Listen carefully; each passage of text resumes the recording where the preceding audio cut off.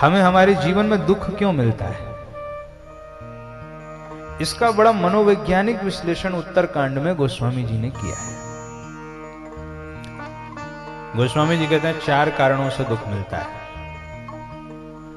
आज अगर हम लोग इसको सुन लें और इस पर अगर हम नियंत्रण कर लें तो हम सुखी हो सकते हैं, और सुखी नहीं तो दुख को कम जरूर कर सकते हैं। 4 कारणों से जीवन में हमारे दुख मिलता है। पूरे संसार की बात मैं कर रहा हूं, 5वां कोई कारण नहीं। ये 4 कारण है दुख का। कौन से 4 कारण है? तो बाबा ने लिखा है,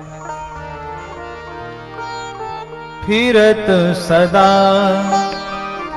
माया कर प्रेरा, फिरत सदा माया कर प्रेरा, काल कर्म स्वभाव गुण घेरा, काल कर्म स्वभाव गुण घेरा।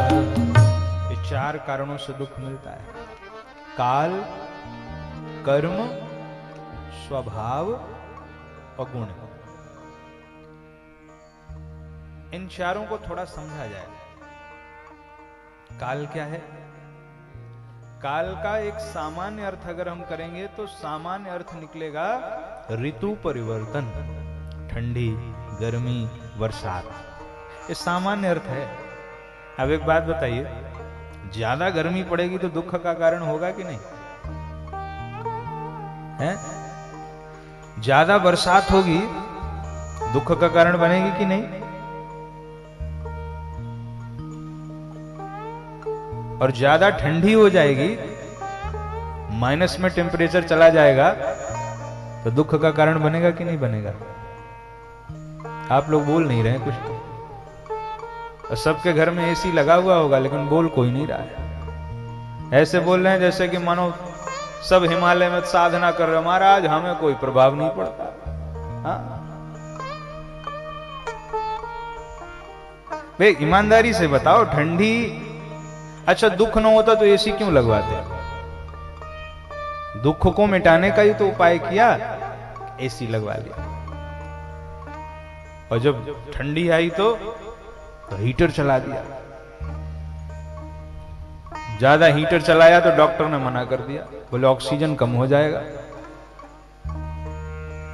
ये ऋतु परिवर्तन भी हमारे दुख का कारण है, पर ये तो मैं सामान्य अर्थ बता रहा हूं। और काल का विशेष अर्थ है मृत्यु। तो मृत्यु हमारे दुख का कारण है। काल व्याल मुख ग्रास त्रास निर्णास हेतवे, मृत्यु हमारे दुख का कारण है। तो हमारे दुख का पहला कारण हुआ काल। अब इसके 2 अर्थ आप लगा सकते हैं। दूसरा कारण है काल के बाद कर्म। शास्त्र कहता है हमें जो सुख दुख मिलता है वो हमारे ही दुखों का परिणाम है। कर्म 3 तरह के होते हैं, क्रियमाण कर्म, संचित कर्म और प्रारब्ध कर्म। आज जो आप लोग कर रहे हैं ना, जो राम कथा सुन रहे हैं, ये क्रियमाण कर्म है। कल की कथा जो सुन चुके हैं वो संचित कर्म है। और यही कथा जब आपका प्रारब्ध बन करके आपके सुख दुख का कारण बनेगी तो वो प्रारब्ध कर्म होगा। आज जो आप कर रहे हैं ये क्रियमाण कर्म है, जो आप कर चुके हैं वो संचित कर्म है, और जो आपको परिणाम मिल रहा है ये प्रारब्ध के रूप में उसी संचित कर्म का परिणाम है। तो कर्म भी हमारे सुख और दुख का कारण बनता है। काहू न को सुख दुख कर दाता, निज कृत कर्म भोग सब भ्राता। ये हुआ दूसरा कारण, काल कर्म। लेकिन तीसरा कारण दुख का है, न काल है न कर्म। बोले तीसरा क्या है? का तीसरा है स्वभाव। कोई कोई व्यक्ति अपने स्वभाव से ही परेशान है। उसको न कालजन्य दुख है न कर्मजन्य दुख है, स्वभावजन्य दुख है। मैं एक उदाहरण दे रहा हूं आपको। मथुरा में एक चौबे जी थे, खाते बहुत थे। एक दिन उनके भोजन बनाने वाले ने नमक डालना बेचारा भूल गया, और नमक डालना भूल गया तो उसको इतना चिल्लाए, घरे तुम पूरी तनख्वाह लेते हो और तुम अच्छे से भोजन नहीं बना सकते, अगर तुम नमक डाल देते तुम्हारा क्या चला जाता। बड़ा घबराया वो भंडारी।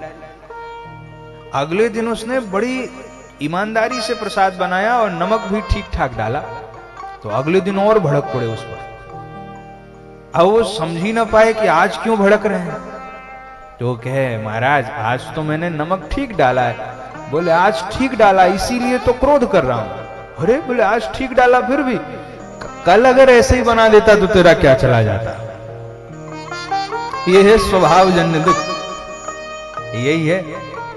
स्वभाव से अगर कोई दुखी है तो उसका कोई इलाज नहीं है।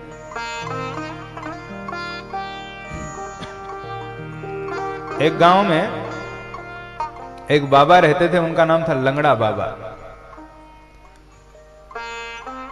और जब किसी भी कार्यक्रम में जाते थे तो उल्टे सीधा कुछ करते थे। गांव वाले बड़े परेशान। गांव के मुखिया के बेटे का विवाह तय हुआ। मुखिया ने सोचा अगर लंगड़ा बाबा को बुलाएंगे तो फिर उपद्रव करेंगे, इसलिए काम करो, क्या बोले, इनको बुलाओ ही मत। तो लंगड़ा बाबा को निमंत्रण नहीं दिया। अब बारात आ गई, विवाह चल रहा है, और लंगड़ा बाबा को किसी ने जाके बता दिया, बोले मुखिया साहब के लड़के का विवाह है और तुमको बुलाया नहीं। अरे बोले, अच्छा हम बताते हैं। और लंगड़ा बाबा आए, और जो अचानक आए तो वो मुखिया स्तब्ध, कि अरे ये लंगड़ा बाबा अचानक कहां से आ गए। तो मुखिया ने अपने बेटे से कहा, जाओ लंगड़ा बाबा को प्रणाम करो। बेटे ने कहा, पिताजी प्रणाम तो करूं पर इनका कोई भरोसा नहीं है, ये न जाने कौन सा उपद्रव कर दें। क्योंकि उनकी एक विशेषता थी, वो कोई प्रणाम करे तो उसको कहीं मार दें, कहीं काट लें, कहीं कुछ न कुछ कर देते थे। कहा, अगर प्रणाम नहीं करोगे और उपद्रव फैलाएंगे, जाओ प्रणाम करो। और बेचारा बालक, विवाह चल रहा था उसका, गया लंगड़ा बाबा को प्रणाम करने। और जैसे ही लंगड़ा बाबा को प्रणाम किया, लंगड़ा बाबा उससे बोले, और भाई तुम्हारे मिर्गी के दौरे ठीक हुए कि नहीं। अब वो बालक हैरान, हे भगवान हमको मिर्गी के दौरे कब पड़ते थे। और लड़की वाले पक्ष के सब बैठे, बोले मुखिया जी से, और ये महाराज आपके बालक को मिर्गी के दौरे पड़ते हैं, आपने बताया नहीं। लाख मनाते रहे मुखिया जी, लेकिन बात बनी नहीं, वो विवाह वहीं पर कैंसिल हो गया और लंगड़ा बाबा अपना काम करके चले गए। कहने का अभिप्राय यह है, कुछ लोग स्वभाव से दुखी होते हैं और ऐसे लोगों का कोई इलाज नहीं। ये दुख का तीसरा कारण है। और दुख का एक कारण और है, बहुत महत्वपूर्ण है। काल, कर्म, स्वभाव, गुण। गुण माने क्या? गीता में भगवान ने क्या कहा है, 3 गुणों की चर्चा की है, सतोगुण, रजोगुण और तम। अब ये गुण भी हमारे दुख का कारण है। कैसे भाई? कहा, जिस समय जिस गुण की आवश्यकता है, अगर उस समय हमारे जीवन में वह गुण नहीं आ रहा है तो दुख का कारण बनेगा। इस समय किस गुण की आवश्यकता है? सब लोग बताइए विचार करके। इस समय सतोगुण, रजोगुण, तमोगुण, उसमें कौन से गुण की आवश्यकता है? हाँ, कुछ लोग बोल रहे हैं सतोगुण, और पीछे से कोई कह रहा है तमोगुण। अच्छा, कुछ लोगों को तमोगुण भी आ जाता है, और जो तमोगुण आया तो पीछे जो है वो देखिएगा आप कथाओं में, जो खंभे की टेक लेके बैठे, समझ जाओ कुछ खेल होगा।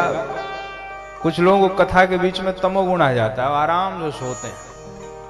अब पूरी कथा का जब विश्राम हो गया तो उठेंगे तो कोई पूछे कथा कैसी? बहुत आनंद आया, बहुत आनंद आया। कहा, क्या कहा महाराज जी ने?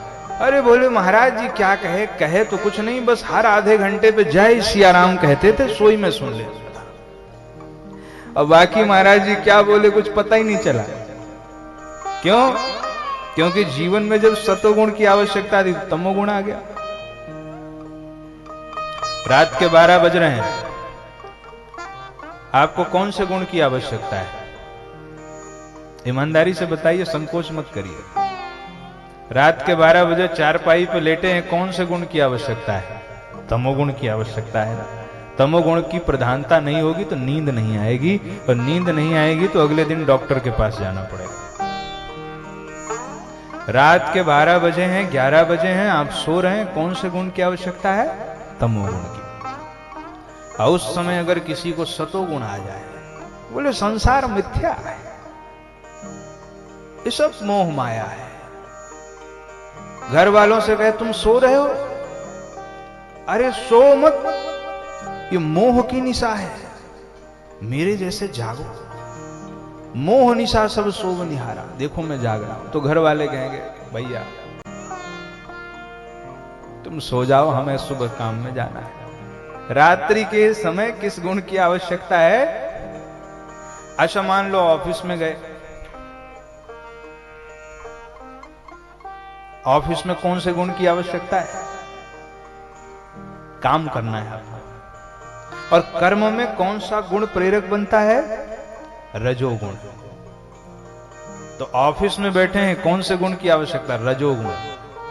और उस समय अगर तमोगुण आ जाए या उस समय सतोगुण आए और कोई बैठ के कहे महाराज जी कथा बहुत अच्छी कर रहे हैं, हमारे चेयरमैन साहब बैठे हुए हैं, आज जब काम का समय हो, दोपहर में 12 बजे ऑफिस सब खुले, सब बैठे हो और सब जो है चर्चा करने लगे कि ये संसार तो सब झूठा है, महाराज जी कथा में कह रहे थे।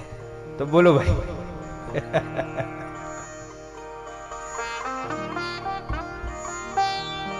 चेयरमैन साहब कहेंगे देखो तुम्हारी सब बातें सही है, लेकिन इस समय तुम काम करने आए हो, इस समय काम करो, और जब छुट्टी हो जाएगी तो मैं भी तुम्हारे साथ कथा सुनने चलूंगा, और तब मैं भी सुन लूंगा संसार जैसा है ठीक है। देखिए व्यवहार में जीवन जीना चाहिए। जब आप कर्म कर रहे हैं रजोगुण की आवश्यकता है, जब आप विश्राम कर रहे हैं तमोगुण की, जब आप कथा सुन रहे हैं सतोगुण। इसका मतलब गुण कोई खराब नहीं है, हमें जिस समय जिस गुण की आवश्यकता है अगर वह हमारे जीवन में आ रहा है तो हम सुखी हैं, और जिस समय जिस गुण की आवश्यकता नहीं है अगर वह आ रहा है तो हम बीमार हैं, हम दुखी हैं। तो आजकल ये बीमारी बहुत चल गई। आजकल के नए नए बच्चों में तो जब से मोबाइल फोन और इंटरनेट फ्री हो गया तब से जब तमोगुण आना चाहिए तो रजोगुण, जब रजोगुण आना चाहिए तो तमोगुण, जब सतोगुण आना चाहिए तो न जाने सब परिवर्तित हो गया, इसीलिए दुखी हैं। तो ये चार हमारे दुख के कारण बनते हैं, काल, कर्म, स्वभाव और गुण। और अगर इन चारों दुखों को से मुक्ति पाना है तो एक रामबाण उपाय है। चारों से मुक्ति पाने का एक उपाय, क्या कहा? भगवान का नाम। जिस समय आप हरि नाम का आश्रय लेते हैं उसी समय आप इन समस्त दुखों से मुक्त हो जाते हैं। जीवन का अंतिम समय भी हो, कालजन्य दुख सता रहा हो, राम का नाम निकल जाए तो मोक्ष की प्राप्ति हो जाती है। इसलिए राम का नाम, भगवान राम का नाम इस समस्त दुखों से मुक्ति देने वाला है। तो जितना हो सके भगवान के नाम का आश्रय लेना